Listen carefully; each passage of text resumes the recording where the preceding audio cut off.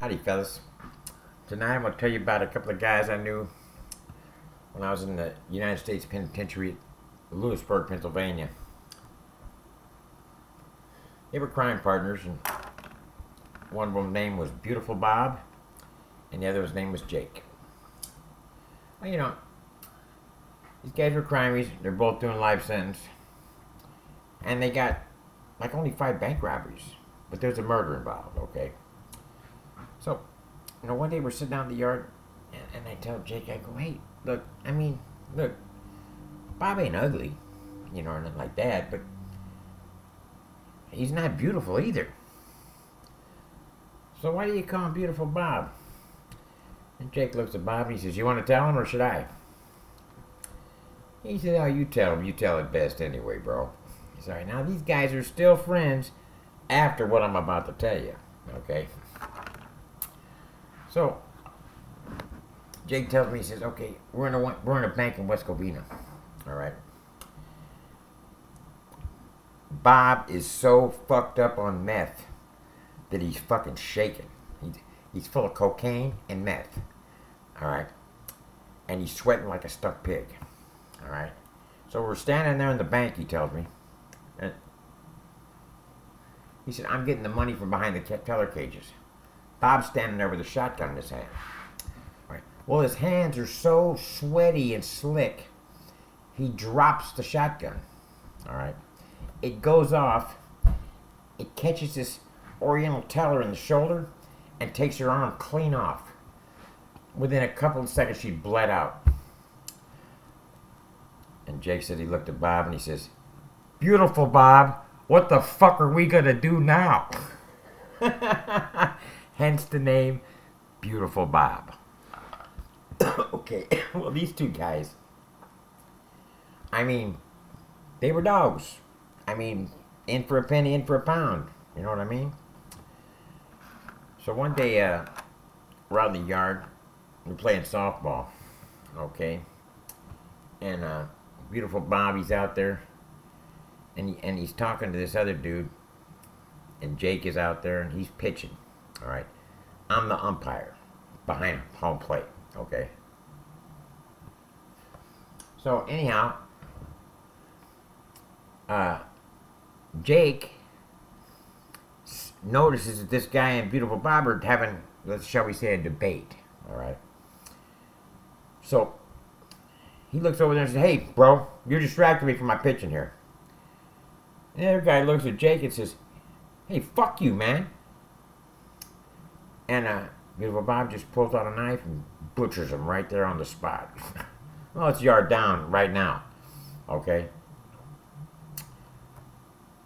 Now, what's going on in this debate that they're talking about? Beautiful Bob is telling this dude the story of how he got the name Beautiful Bob. All right. And when Jake says, hey, you're distracting me, this guy just, he just came out the side of his neck with this, fuck you, man. And cost him his life because Beautiful Bob was Jake's partner and his ace deuce. And you don't fuck with a man's ace deuce. Look, you develop a camaraderie in there closer than you are to your own brother, to your mother, to your father. Because the men in there that you befriend, and I don't use the term friend lightly, all right? Never call more than 5 men your friend at one time. It makes it to where there's hardly ever going to be a conflict. All right? So you don't have to take one guy's side against another guy that's your friend. All right? And you always back your friend up no matter what, right or wrong. Now, if you get me in a wreck and you're wrong, I got your back. But we're going to dance later. All right? Because you're going to get me beef. You're going to give me a beef behind this. But I got your back no matter what. When a guy is like that with you, you love that guy. And I'm not talking about no homosexual bullshit. I'm talking about you love that fucking dude. All right? And you will gladly give your life to save his. without even thinking about it. I've gotten in trouble so many times. Right? I got stabbed. I stepped in front of a knife for Beto because I loved Beto. Beto was my friend, and he would have done the same for me given the right set of circumstances. So look, never call a man friend or a woman until they are. And here's a way you can test that. All right. Take, for example, a man. All right. If you ask a man if he's your friend, if he says he is, pull up at his house at 3 o'clock in the morning, knock on his door, and wake him up. He comes to the door and he says, "What's up, bro? It's 3 in the fucking morning."